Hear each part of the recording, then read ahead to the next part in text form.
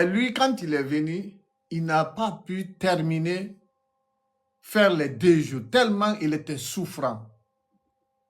Tellement le monsieur était souffrant, il a quitté, il a pris l'avion sans que la délégation ne chasse où il est. Il a pris l'avion pour le Singapour.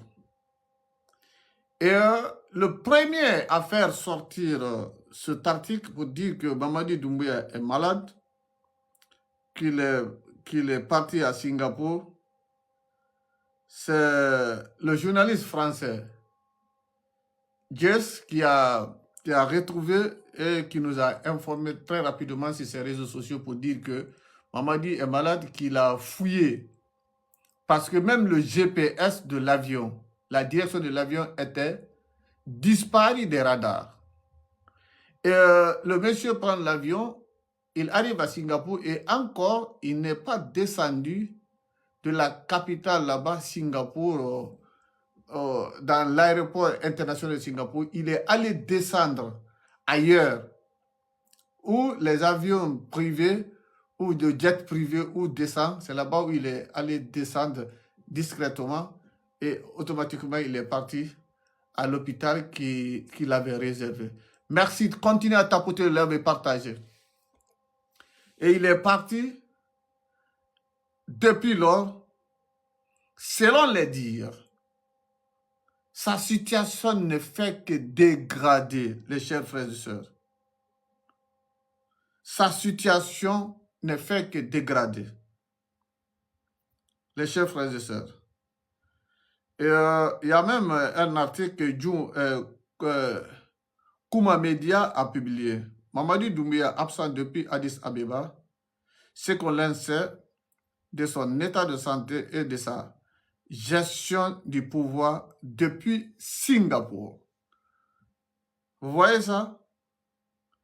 D'après une source diplomatique au ministère des Affaires étrangères, Mamadi Doumbouya ne s'est pas rendu à la Mecque ce jeudi 26 février. L'absence prolongée du président guinéen Mamadi Doumbouya, déplacement à Addis Abeba pour le 39e sommet de l'Union africaine, suscite de nombreuses interrogations à Conakry. Officiellement, parti pour représenter la Guinée, le chef de l'État n'a pas participé qu'à la première journée des travaux avant de quitter discrètement l'Éthiopie pour Singapour où il suivrait un traitement médical. Plusieurs sources proches du dossier évoquent une dégradation continuelle de son état de santé. Vous voyez? C'est pour vous dire que le monsieur est souffrant. Aujourd'hui, notre pays est à l'abri. Je vous jure. Aujourd'hui, ceux qui sont là font ce qu'ils veulent du pays. Ils font ce qu'ils veulent de la population. Et aujourd'hui, la population est souffrante. Vous n'êtes pas sans savoir aussi, on a une crise profonde financière dans ce pays. Et ajouter à cela une dégradation du pouvoir. Et je vais vous rappeler que depuis, je peux vous dire, depuis au mois de juin 2025, Mamadi ne se retrouve pas, si vous ne le saviez pas. Et pour preuve, vous-même, vous avez vu, quand il est allé, quand ils ont organisé ce qu'ils disent, les élections, ce qu'ils ont, leur parjure.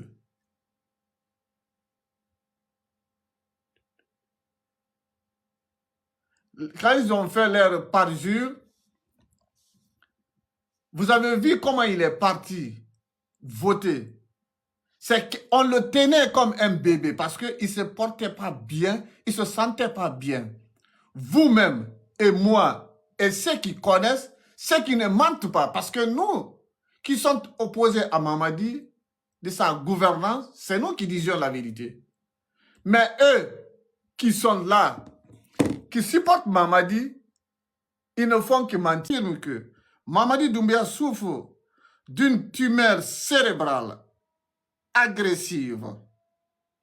Le diagnostic aurait été posé après son déplacement au Gabon, lors de l'investiture du président Brice Clotaire Oligui Nguema. Avant cela, le chef de la junte aurait effectué un détour décret par le Maroc pour une visite médicale avant de regagner Conakry. Son état ne se serait toutefois pas amélioré. Au contraire, il aurait connu une dégradation progressive, limitant fortement ses déplacements et sa capacité à mener campagne de la dernière élection présidentielle. Tapotez le lèvre, s'il vous plaît. En fin d'année, il aurait reçu des traitements intensifs à son domicile de la minière, ce qui expliquerait sa faible exposition publique et la fatigue perceptible lors de son discours de fin d'année 2025. Une gouvernance centralisée autour d'un cercle restreint. Je vous dis, chers frères et sœurs, ce pays-là aujourd'hui est dans les mains, je peux vous dire, de n'importe quoi. C'est comme ça, il faut le dire d'ailleurs. Aujourd'hui, notre pays est foutu. Ce n'est pas de là que nous attendions, ce n'était pas les attentes, parce que ce monsieur, ni têteux, ces fonctionnaires assoiffés, ces fonctionnaires corrompus,